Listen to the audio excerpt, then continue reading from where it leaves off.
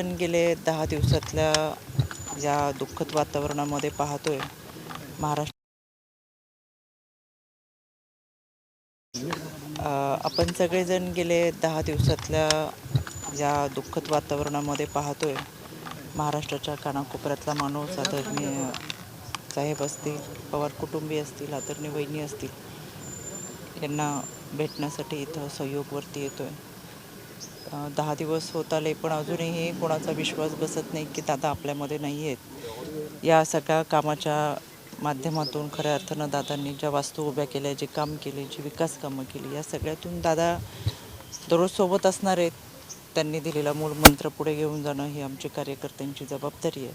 आज आदरणीय वहिनी आणि पवार कुटुंबियांची भेट घेण्यासाठी आम्ही सगळेजण सहयोगवरती आलो. की त्या विमानामध्ये कदाचित बॉम्ब असावा आणि त्या दृष्टीने तपास यंत्रणेने तपास करावा. मला असं वाटतं ज्यांच्या मनामध्ये शंका आहेत, त्यांच्याकडे काही पुरावे कुणाकडे असतील तर राज्याचे मुख्यमंत्री आदरणीय देवेंद्रजी फडणवीस साहेब यांनी सूचना दिल्यानंतर तातडीने तपास सुरू झालेला आहे. ब्लॅक बॉक्सची रिकव्हरी सुरू आहे आणि हा जो काही तपास होतो आहे महाराष्ट्रातल्या प्रत्येक व्यक्तीलाच वाटतं तपास जो आहे तो तत्परतेने व्हावा आणि समोर यावा. अगदी केंद्रीय मंत्र्यांनीसुद्धा सूचना दिलेल्या आहेत आणि म्हणून ज्या काही शंका कुणाच्या मनामध्ये असतील, ज्यांच्याकडे जे काही पुरावे असतील, त्यांनी तपास जो चालू आहे त्या तपास यंत्रणेकडे नेऊन द्यावा, ज्याच्या अनुषंगाने तपास करता येईल. विलिनीकरणाचा विषय सुरू झालेला आहे. काय वाटतं नेमकं दोन्ही राष्ट्रवादीच्या विलिनीकरणावर? याच्यामध्ये यापूर्वी मी वक्तव्य केलं, आत्ताही आपल्या सगळ्यांना परत एकदा सांगते, विलिनीकरणाच्या संदर्भामध्ये ज्या काही चर्चा झाल्या त्या आमच्यापर्यंत कधी आल्या नव्हत्या. पण पक्षश्रेष्ठी म्हणून किंवा आदरणीय दादांनी ज्या काही चर्चा केल्या असतील तर त्या ओघाने आपल्या सगळ्यांच्या समोर येतीलच. 2022 साली शरद पवारांनी एनडीएमध्ये येण्यासाठी प्रयत्न केले होते. संजय शिरसाट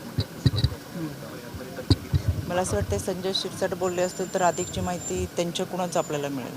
सुनेत्रा वहिनींकडेच पक्षाची सूत्र व्हावी यासाठी काही आमदारांनी ज्या दिवशी विधिमंडळ गटनेतेपदी निवड झाली वहिनीची, त्या दिवशी काही आमदारांच्या सह्या झालेल्या आहेत.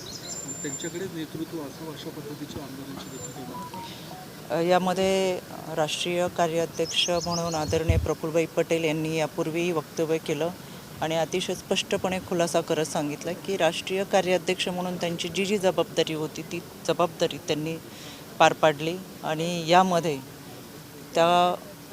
या सगळ्या अध्यक्षपदाच्या चर्चेत ते कुठेही स्वतः नाही आहेत. पण जी प्रक्रिया पूर्ण करायची तर आता पक्षातले एक ज्येष्ठत्व आणि एक जबाबदारी व्यक्ती म्हणून ते पूर्ण करतात आहेत. सर्व आमदारांनी किंवा आपल्याला जी माहिती मिळाली त्या अनुषंगाने काहींनी आदरणीय वहिनींना राष्ट्रीय अध्यक्ष करावं म्हणून जे काही पत्रक दिलं असेल तर निश्चितपणाने कार्यकर्त्यांच्या या सगळ्या भावना आहेत आणि त्याचा विचार केला जाईल असं मला वाटतं. यवतमाळमध्ये एका महिन्यामध्ये 22 शेतकऱ्यांनी आत्महत्या केल्या. सरकार म्हणून सरकार अपयशी पडते. सरकारने शेतकऱ्यांकडे लक्ष द्यावयाची मागणी केली होती. मग त्या 22 आत्महत्या नक्कीच ही आकडेवारी फार मोठी आहे असं मला वाटतं. त्याच्यामुळे हा महाराष्ट्र आहे तो काळ्या आईची सेवा करणाऱ्या कृषीप्रधान शेतकऱ्यांचाच आहे. त्याच्यामुळे त्यांचा विचार प्राधान्याने झाला पाहिजे. आत्महत्या करण्यामागची कारणं काय आहेत त्याची मीमांसा ही समोर आली पाहिजे आणि तत्परतेने मदत करत खऱ्या अर्थानं पुन्हा आत्महत्या होऊ नये याच्यासाठीचा प्रयत्न हा सरकारच्या माध्यमातून तत्परतेने झाला पाहिजे. झालेल्या मुलींच्या बाबत आपण एक ठराव आहे, महत्त्वाची भूमिका बजावली आहे. कुठलं हो त्याचं धोरण काय? यामध्ये ह्युमन ट्रॅफिकिंग आणि त्याचबरोबर बेपत्ता होत असताना ते मिसिंग केसेस आहेत का ह्युमन ट्रॅफिकिंगच्या केसेस, अशा दोन्ही पातळीवरती आमची सातत्याने युद्ध पातळीवरती प्रभावीपणे आम्ही गेल्या 4 वर्षामध्ये आयोगाच्या माध्यमातून उपक्रम राबवलेले. तो आपल्यालाही कल्पना आहे. गेल्या वर्षी आम्ही अनेक आखाती देशामध्ये असलेल्या मुलींना परत एकदा भारतात घेऊन आलो, महाराष्ट्रात घेऊन आलो आणि या मिसिंग केसेसच्या संदर्भात मिसिंग सेल हा स्वतंत्रपणे कार्यरत आहे. त्याचबरोबर मुंबईमध्ये हरवलेल्या व्यक्तींचा विभाग हा स्वतंत्र विभाग काम करत असतो. दर महिन्याला आम्ही त्यांच्याकडून आढावा घेत असतो. त्याच्यामुळे 18 वर्षापर्यंत खरं तर नोकरीच्या आमिषाने प्रेमाच्या जाळ्यात अडकून बाहेर किंवा एखाद्या व्यक्तीबरोबर जाणाऱ्या मुलींची संख्या जशी आहे तशीच महिलांची संख्या नोकरीच्या आमिषाने देखील मोठ्या प्रमाणात आहे. पण या सगळ्यांचं प्रबोधन करत असताना निश्चितपणाने आयोग म्हणून आम्ही या सगळ्यांवरती लक्ष ठेवून आहे आणि पूर्वीच्या प्रमाणापेक्षा आत्ताचं हे प्रमाण फार कमी झालेलं आहे. कारण मिसिंग सेल आम्ही सातत्याने त्यांच्याकडून या सगळ्या गोष्टींची माहिती घेऊन त्यांच्याकडून या केसेस होऊ नये याच्यासाठी जनजागृती देखील मोठ्या प्रमाणात करत असतो आणि हे प्रभावी उपाययोजना आमच्या माध्यमातून चालू राहील. धन्यवाद.